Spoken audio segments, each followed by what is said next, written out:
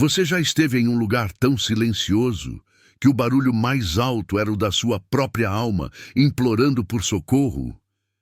Era madrugada, daquelas que o tempo não passa. O monitor cardíaco fazia o mesmo som, o mesmo ritmo.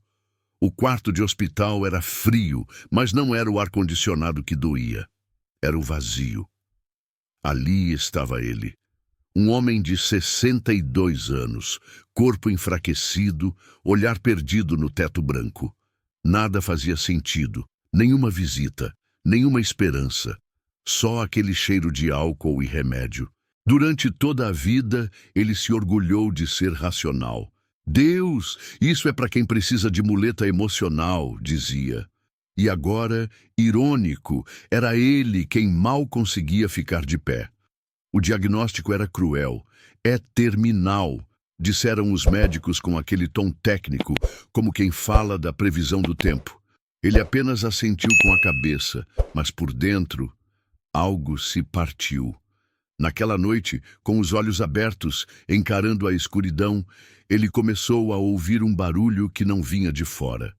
Era de dentro. O barulho da consciência, dos medos, das perguntas que evitou a vida inteira. E se tiver algo depois disso tudo? E se eu estiver errado? E se Deus existir e eu nunca nem quis saber? Ele virou para o lado, tentando fugir dos próprios pensamentos. Mas como fugir de algo que vive dentro de você? Naquela cama, cercado por máquinas, ele experimentava um tipo de silêncio que grita, que corta, que acusa. Foi nesse vazio que ele começou a sentir algo estranho. Não era físico, era algo no ar, como se alguém estivesse no quarto, mas não tinha ninguém ali. Ou tinha? É fácil rir da fé, até que a vida resolve rir da sua arrogância. Ele nunca foi do tipo violento, mas também nunca teve paciência para gente de igreja. Quando alguém falava "Deus te abençoe", ele soltava um sorriso sarcástico, como quem pensa: coitado, ainda vive de ilusão. Cresceu num lar sem referências espirituais. O pai, um homem duro, a mãe, ausente. A única coisa que aprendeu foi sobreviver, e para ele, sobreviver era não depender de ninguém, nem de Deus. Fez carreira como engenheiro, cético, lógico, direto. Nas rodas de conversa, se orgulhava em dizer que a Bíblia era um conto de fadas antigo. Um dia chegou a chamar um colega cristão de fanático só porque ele orava antes do almoço. Achava tudo aquilo perda de tempo. Deus é invenção para quem tem medo da morte, repetia com convicção. Mas agora, a morte estava ali, batendo na porta. E ele não tinha respostas. Lembrava de um debate que teve anos atrás, com uma mulher que dizia ter sido curada pela fé. Ele zombou, riu. Perguntou se ela também acreditava em Papai Noel. A mulher apenas respondeu: "Um dia, quando sua dor for grande o suficiente, você vai entender." Essas palavras voltaram como um eco, como se tivessem sido gravadas dentro dele. Ali, na cama, cada lembrança era como uma facada na alma. Cada risada que deu de um crente, cada piada, cada desprezo. Agora ele era o que mais precisava de consolo, e não tinha a quem recorrer. Tentou se distrair com a televisão, mas tudo parecia sem cor. Tentou dormir, mas o travesseiro parecia feito de pedra. Tudo que antes era conforto, agora era angústia. Era como se algo, ou alguém, estivesse desmontando as camadas do seu orgulho, uma a uma. E pela primeira vez, ele começou a sentir vergonha. Tem palavras que a gente ouve uma vez, mas que continuam ecoando por dentro como se tivessem sido gravadas na alma. É câncer, avançado, e infelizmente já não temos o que fazer. Essas foram as palavras do médico. Frias, diretas, sem espaço para dúvida ou esperança. Ele ouviu, mas foi como se o som parasse antes de chegar completamente. O mundo ficou em silêncio por alguns segundos. Só dava para escutar o som do coração batendo mais forte. Sentiu as pernas amolecerem, não pela doença, mas pelo peso do que aquilo significava. Ele, que sempre teve o controle de tudo, agora era refém de algo que nem podia ver, um inimigo invisível com nome e sobrenome, fase terminal. O médico explicou os procedimentos paliativos. Falou sobre tempo estimado, qualidade de vida, medicamentos. Ele só ouvia sem escutar. Por dentro, uma guerra se iniciava. O medo tentava se disfarçar de coragem, mas era inútil. Quando chegou ao quarto, não falou com ninguém. Sentou na beira da cama e ficou ali, imóvel por horas, pensando em tudo e em nada ao mesmo tempo. Lembrou do rosto da ex-mulher, dos filhos distantes, de amizades que o tempo e o orgulho destruíram. Lembrou dos momentos em que poderia ter amado mais, mas preferiu vencer discussões. Agora, sozinho, o homem que zombava da fé começava a perceber que o que mais fazia falta não era o dinheiro, nem o sucesso profissional. Era algo que ele nunca teve coragem de buscar: paz. No meio daquele turbilhão, pegou um papel e começou a escrever. Não sabia se era um testamento, uma carta de despedida ou só um desabafo. Mas escreveu com as mãos tremendo e os olhos molhados. No fim da folha, sem saber por quê, ele escreveu: "Se Deus existir, me perdoa." Não era o corpo que mais doía, era a alma. Como se algo estivesse faltando desde sempre. E ele só tivesse percebido agora. Aquela madrugada chegou arrastada. A luz fraca do corredor invadia o quarto, criando sombras que pareciam vivas. O som dos passos dos enfermeiros, os bips das máquinas. Tudo parecia distante, mas dentro dele a agitação era intensa. Ele não conseguia dormir. O corpo cansado pedia descanso, mas a mente não parava. Era como se a dor não estivesse só no fígado, no sangue, nos ossos, mas no vazio que habitava nele fazia anos. Será que Deus escuta alguém como eu? Ele pensava. Lembrou da frase que escrevera: "Se Deus existir, me perdoa." Por que escreveu aquilo? Ele mesmo não sabia. Talvez por medo, talvez por esperança, ou talvez por saudade de algo que nunca teve. Começou a lembrar de pessoas que cruzaram seu caminho ao longo da vida. A moça da recepção, que sempre sorria e dizia: "Fica com Deus." O amigo que perdeu o filho e mesmo assim testemunhava uma paz que ele jamais entendeu.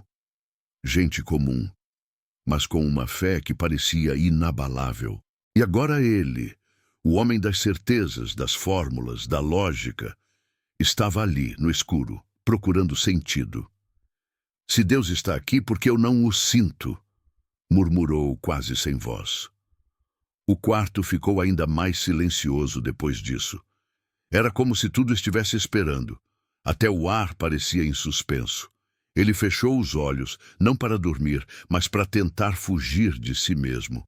Mas quanto mais tentava fugir, mais se deparava com tudo que evitou por décadas. As orações que nunca fez. Os cultos que ridicularizou, as oportunidades que ignorou. Ele chorou, sem barulho, sem vergonha, sozinho.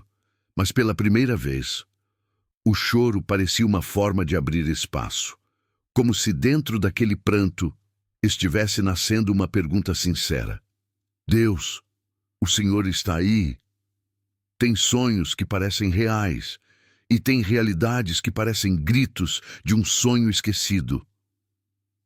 Acordou no meio da madrugada, ofegante, o coração disparado, as mãos suando, os olhos arregalados como se tivessem visto algo ou alguém. Mas o quarto estava do mesmo jeito, silencioso, parado, escuro. Tentou se acalmar, respirar fundo, mas o que sentia não passava. Era como se tivesse voltado de um lugar sombrio, um lugar onde tudo era escuro. E ele ouvia gritos. Lá, no que parecia ser um sonho, ele caminhava por um corredor estreito, sem luz. Gritos vinham dos dois lados, gente chorando, gente chamando por socorro, e no fundo, uma porta. Ele tentava chegar até ela, mas algo o puxava para trás. Uma força invisível, pesada, como se quisesse impedi-lo de avançar. Foi quando ouviu a voz. Não era uma voz de medo. Era firme, mas doce. Por que você ainda me rejeita? Acordou nesse instante, com a pergunta ecoando como um trovão silencioso dentro do peito. Por que você ainda me rejeita? Ele não sabia dizer se foi um sonho, uma alucinação ou algo mais.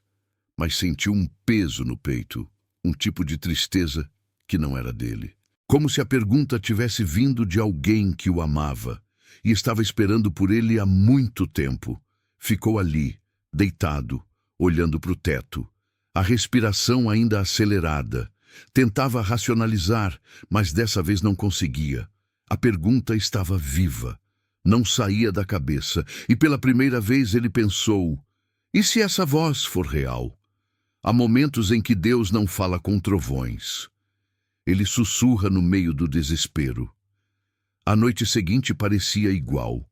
Mesmo quarto, mesmas luzes apagadas, mesmos sons de sempre. Mas dentro dele, tudo era diferente. Desde o sonho, algo havia mudado. Não sabia explicar. Não era paz ainda, mas também não era só desespero. Era como estar à beira de alguma coisa. Um limite, um portal, um ponto sem volta. Ele fechou os olhos tentando dormir. O corpo estava fraco, como se cada célula estivesse cansada de lutar. Mas foi ali, nesse limite entre o cansaço e a entrega, que algo aconteceu. Não foi um som alto, não foi uma luz forte.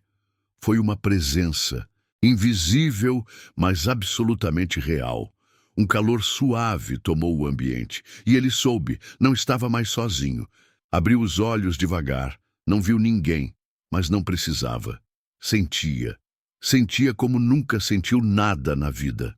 Era como se o ar tivesse se tornado amor, como se o tempo tivesse parado só para ele entender que estava sendo amado. Então a voz voltou. Não era da sua mente, não era um pensamento, era uma voz, do lado de dentro, mas que parecia vir de outro lugar. Eu estive com você o tempo todo. Ele não chorou dessa vez. Ele quebrou, como uma represa que se rompe. Começou a balbuciar palavras que nunca disse, palavras que não sabia que moravam dentro dele. Me perdoa. Eu não sabia. Fica comigo. E o quarto, antes tão frio, agora parecia um santuário. Nada mudou por fora. A doença ainda estava ali. As máquinas ainda apitavam, mas dentro dele havia um novo som, o som da fé nascendo. Não era bonita, não era teológica, não era decorada, mas era a oração mais verdadeira que ele já poderia fazer. Naquela madrugada ele não dormiu, mas também não sofreu. Ficou ali de olhos fechados, como quem escuta, e pela primeira vez na vida, como quem responde. Começou a falar. Baixo, tímido, sem forma. Não usou palavras religiosas, não citou versículos, não disse amém. Disse o que estava no peito. Disse como um filho que finalmente encontra o pai, depois de uma vida inteira perdido. Eu errei muito. Eu ri de ti, mas se o Senhor ainda quiser, me aceita. Sentia vergonha, mas ao mesmo tempo sentia alívio. Era como se cada palavra dita desfizesse um nó. Como se cada frase fosse lavando o que ficou sujo por dentro durante décadas. Não sabia se estava orando certo, mas sentia que estava sendo ouvido. E essa certeza, essa sensação de que havia alguém ouvindo, foi o que mais o desconcertou. Porque, no fundo, ele sempre achou que Deus era distante demais para se importar. Mas agora, sentia Deus tão perto que parecia tocar seu coração por dentro. Ele chorou de novo, mas não de desespero. Dessa vez, era como se estivesse renascendo. Como se aquela cama, antes símbolo de fim, agora fosse um altar. A fé, antes motivo de piada, agora era o que o sustentava. E a oração, aquela oração simples, imperfeita, sincera, foi sua ponte de volta para casa. Às vezes, Deus não responde com trovões, mas com pessoas que parecem ter vindo do céu. Foi no meio da manhã, A enfermeira havia saído e ele estava sozinho, lendo a carta que escrevera dias antes, aquela em que, pela primeira vez, falava com Deus. Ainda com os olhos marejados, ouviu uma batida leve na porta. "Posso entrar?" disse uma voz masculina, calma, com um tom quase familiar. Ele assentiu com a cabeça, achando que era mais um enfermeiro. Mas aquele homem não vestia branco. Usava roupa simples, camisa azul clara, calça bege. Tinha um semblante sereno e um olhar que parecia atravessar tudo. Sem se apresentar, o visitante se aproximou e se sentou ao lado da cama. "Deus ouviu você", disse com a voz firme, mas doce.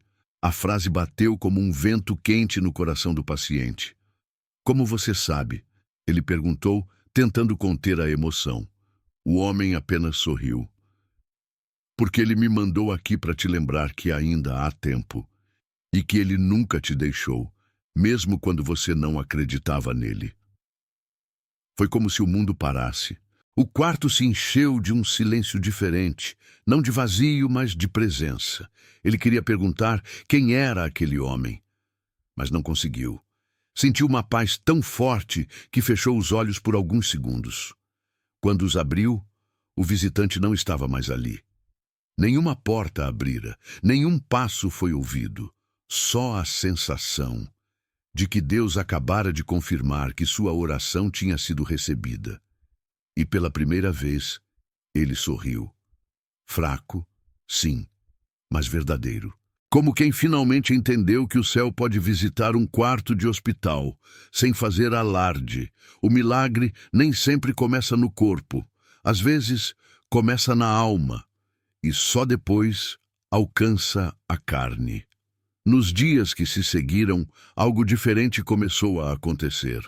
O homem que antes mal conseguia manter os olhos abertos, agora acordava com mais disposição. Começou a comer melhor. Dormia sem precisar de tantos sedativos. E o mais estranho, até para os médicos, era a leve melhora nos exames. "É raro, mas acontece", disse a médica. Ele apenas sorriu. Não era arrogância, era certeza. Sabia que algo estava mudando, mas que a maior mudança não era nos números do prontuário, e sim no que sentia ao abrir os olhos todas as manhãs. Pela primeira vez, ele acordava com gratidão. Não por estar curado, mas por estar vivo de verdade. Trocava palavras com os enfermeiros. Começou a perguntar o nome de cada um. Pediu desculpas a uma técnica de enfermagem por uma grosseria dias atrás. Passou a olhar nos olhos, a ouvir, a se importar. O velho corpo ainda era o mesmo, frágil, marcado pelo tempo e pela doença, mas algo brilhava no olhar, algo leve, algo que não dava para explicar com remédios. Uma enfermeira chegou a comentar: "Seu rosto tá diferente, parece mais em paz." Ele respondeu com simplicidade: "É porque, pela primeira vez, meu coração não tá sozinho." O homem que zombava da fé agora carregava a presença que antes desprezava. E mesmo que o corpo não fosse mais o mesmo, o coração havia renascido. O maior milagre não foi continuar vivo. Foi ter descoberto, antes do fim, o que é viver de verdade. Algumas semanas depois, os exames surpreenderam a equipe médica. A doença ainda estava ali, mas regredindo. Eles falavam em resposta inesperada ao tratamento, em reação incomum. Mas ele sabia. Não era só medicina. Não queria provar nada para ninguém.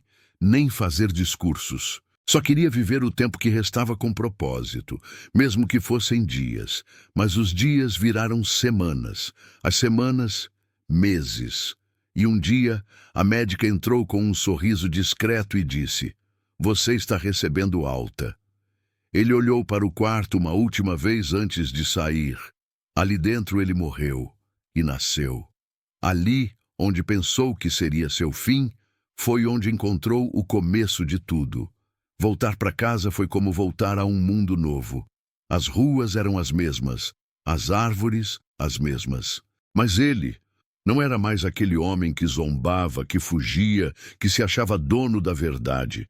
Agora, ele era um homem marcado pela graça, marcado por uma voz que o chamou no silêncio, marcado por uma visita que desapareceu sem abrir portas, marcado por um amor que não exigiu nada, mas que o transformou por inteiro. Hoje, ele conta essa história, não como um convertido fanático, mas como alguém que precisou chegar no fim da linha para finalmente começar a viver. E se você está ouvindo isso agora, talvez seja porque essa mesma voz esteja te chamando também. Às vezes, o céu não abre com relâmpagos. Ele se revela no quarto de hospital, na lágrima de um arrependido, no sussurro que só quem escuta com a alma consegue ouvir. Ele voltou à rotina, simples, silenciosa, sem grandes plateias, mas cada gesto seu era um testemunho. Cada passo, uma pregação sem microfone. Cada respiração, um milagre que ele carregava com humildade. O velho cético não virou pregador, mas agora era um homem que carregava algo que muitos não têm. A certeza de que Deus é real, não por doutrina, não por tradição, mas porque sentiu, viveu, foi alcançado. E talvez você que está vendo isso agora esteja se sentindo como ele se sentia naquela cama, cheio de perguntas, de medo, de vazio. Talvez você não veja saída, talvez ache que é tarde demais, mas ouve com atenção. Ainda há tempo, ainda há graça. E se você está ouvindo isso, é porque ele ainda está te chamando. Comente aqui embaixo, eu ouvi a voz. Curta esse vídeo para que mais pessoas sejam alcançadas. Compartilhe com alguém que você ama e que precisa de esperança. Se inscreva no canal e ative as notificações para receber mais histórias reais de fé e recomeço. Você não precisa entender tudo para crer. Você só precisa dar um passo e deixar Deus fazer o resto. Porque Ele ainda fala, ainda transforma, ainda espera. E às vezes tudo que Ele precisa é que você diga, eu estou ouvindo. Se essa história falou com você, se em algum momento você também sentiu esse vazio, essa saudade de algo que nunca teve, comenta aqui embaixo. Eu ouvi a voz. Curte esse vídeo para que mais pessoas sejam alcançadas por essa mensagem de esperança. Compartilha com alguém que precisa lembrar que ainda há tempo. E se inscreve no canal, porque aqui, a cada história, você vai perceber que Deus ainda fala. E às vezes, Ele só precisa que a gente diga, eu estou ouvindo.